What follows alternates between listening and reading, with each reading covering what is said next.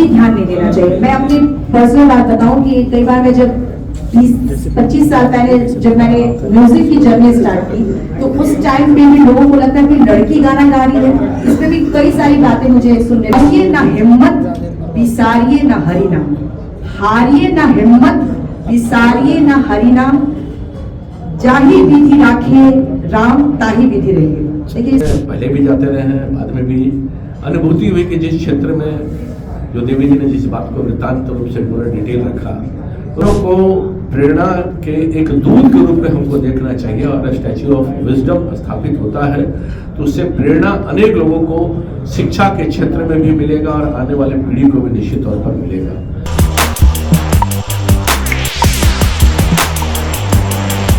नमस्कार, मैं हूं अनुकुल तिवारी और आप वॉइस अब देख रहे। देखिए मनीष सिन्हा, आप अच्छे से जानते होंगे भाजपा वाले मनीष सिन्हा, आपको दिख रहा होगा तस्वीर में मनीष सिन्हा जो कि संयोजक है एनआरबी सेल भाजपा, संजीव चौरसिया विधायक भाजपा के, कमल लोपानी समाज सेवी हैं, पंकज केसरी जो कि अभिनेता हैं, बॉलीवुड हो या टॉलीवुड हो, दोनों में आपको दिख रहे होंगे, देवी जो कि बहुत बेहतरीन सिंगर है। सारे लोगों को आपने देख लिया।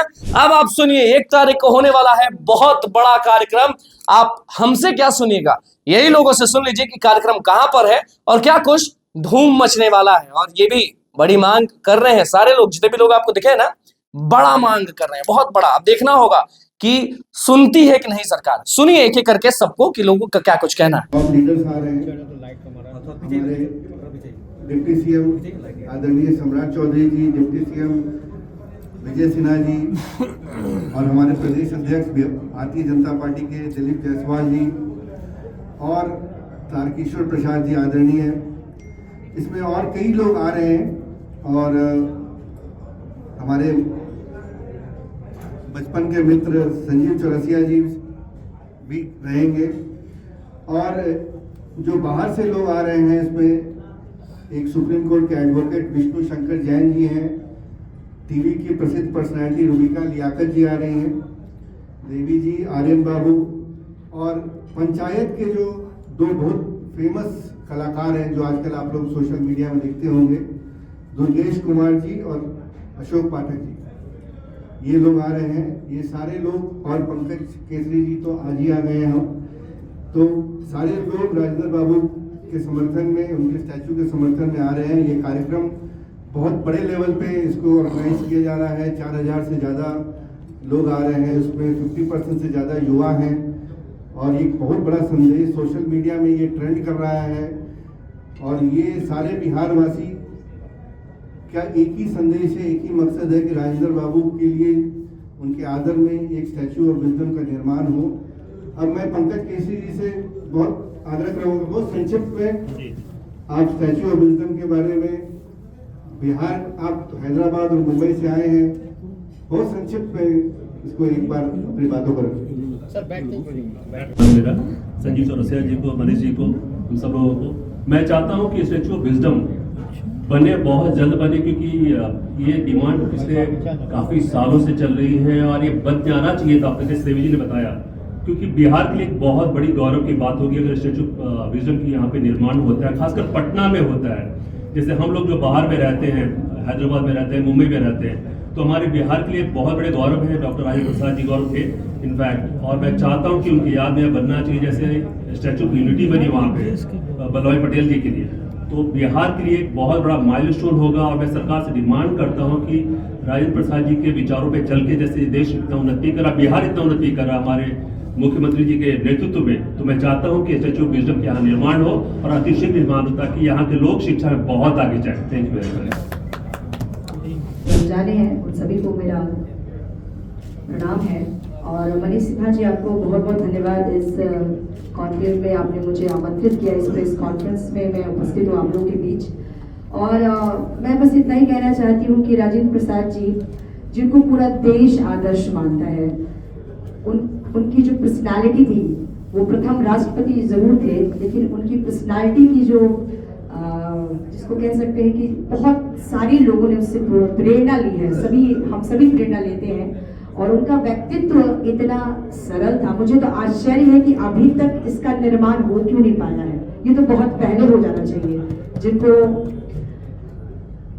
तो उनके बारे में इतना ही कहना चाहती हूँ कि उनसे बहुत कुछ हम सब लोगों ने सीखा है। और मैं बताऊं कि वो इतने बुद्धिजीवी थे। एक बार मैंने कहीं पढ़ा उनके बारे में कि उनसे किसी ने पूछा कि आपके बिहार है या भारत है, उसके पिछड़ेपन का क्या मतलब, क्यों है पिछड़ा है? तो उन्होंने एक ही लाइन कहा कि जी नमस्कार, वेलकम, एक जोरदार ताली बजा दीजिए हमारे सामने अच्छा कार्य कर रहे हैं तो लोग क्या कहते हैं उसको आपको कभी ध्यान नहीं देना चाहिए। मैं अपनी पर्सनल बात बताऊं कि कई बार मैं जब 20-25 साल पहले जब मैंने म्यूजिक की जर्नी स्टार्ट की तो उस टाइम पे भी लोगों को लगता है कि लड़की गाना गा रही है। इसमें भी कई सारी बातें मुझे सुनने को मिलती है। मुझे अभी भी याद है एक स्टेज प्रोग्राम करने में गई थी भिखारी ठाकुर जी के गाँव में, कुतुबपुर गाँव में। तो वहाँ कुछ महिलाओं ने कहा कि तुम तो गाना गाती हो, मतलब तुम्हारा ब्याह वगैरह हुई कि ना हुई? और ये बात मैंने सुना और मुझे फिर राजेंद्र प्रसाद जी की जब मैंने बातें सुनी कि लोग, उनका यही कहना था कि अगर आप आगे बढ़ना चाहते हैं तो लोगों की बात क्या है, लोग क्या कहेंगे, इस पे आपको कभी ध्यान नहीं देना चाहिए। और वो चीज़ मेरे पर्सनल लाइफ में भी काफ़ी इंस्पायरिंग रही। और उनकी दूसरी चीज़ जो मुझे बहुत ही ज़्यादा इंप्रेस करती है वो है उनका सादगी। वो पूर्व राष्ट्रपति होने के बावजूद भी खपड़ैल के मकान में रहते थे। और ये बात जहाँ तक मुझे जानकारी मिली कि जयप्रकाश नारायण जी को जब पता चला तो उनको भी इस बात का बहुत आश्चर्य शायद हुआ था। और तो ये वही पर्सनालिटी है कि एक राष्ट्रपति होते हुए वो खपड़ैल के मकान में रहते थे, सादगी भरा जीवन जीते थे।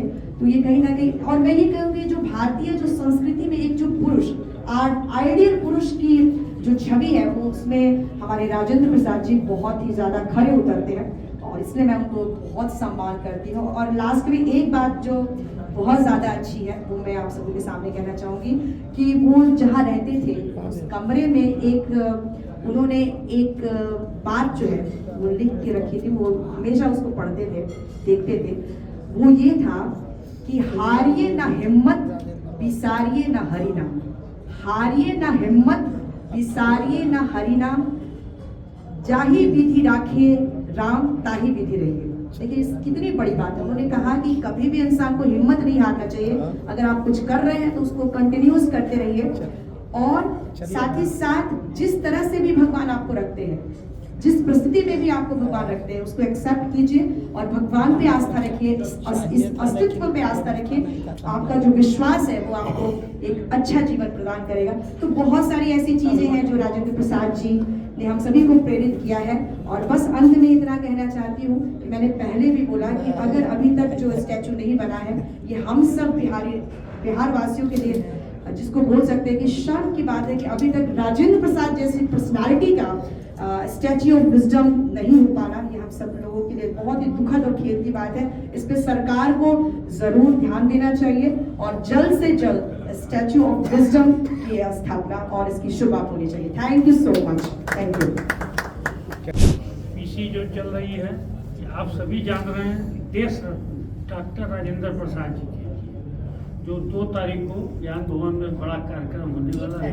एक को बड़ी ज्ञान भवन के लिए बिहार में कई दिनों से तैयारियां चल रही हैं। और इसी संदर्भ में हम आपके माध्यम से सरकार से सादर आग्रह करना चाहेंगे कि डॉक्टर राजेंद्र प्रसाद जो देश रत्न है, भारत के प्रथम राष्ट्रपति ही नहीं बल्कि यहाँ तक उनके बारे में सत्य है कि एग्जामिनर जो कॉपी जांचते थे, चाचे हैं उनकी, वो भी बोलते थे कि जिसने लिखा है वो हमसे ज़्यादा जीनियस है।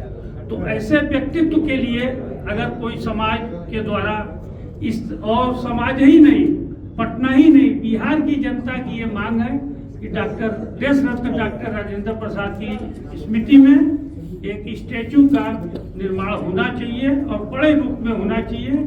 इसके लिए सरकार से बिहार वासी आग्रह कर रहे हैं, हम सभी आग्रह कर रहे हैं कि ये व्यवस्था यदि होगी तो देश में, एक समाज में एक संदेश जाएगा बिहार का। यही आग्रह हम आप लोगों से कर रहे हैं कि आपके माध्यम से ये चीज़ प्रमुखता से आए ताकि बिहार में एक कड़ी में एक और नया आयाम जो है आने वाले समय में लोगों की प्रेरणा स्रोत बन सके। डॉक्टर साहब, तो तो बस यही हम आपसे आग्रह करेंगे।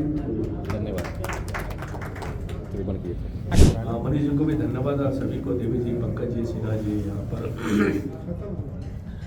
सौरभ जी और जो सब लोग यहाँ पर उपस्थित हैं। दो बातें हैं।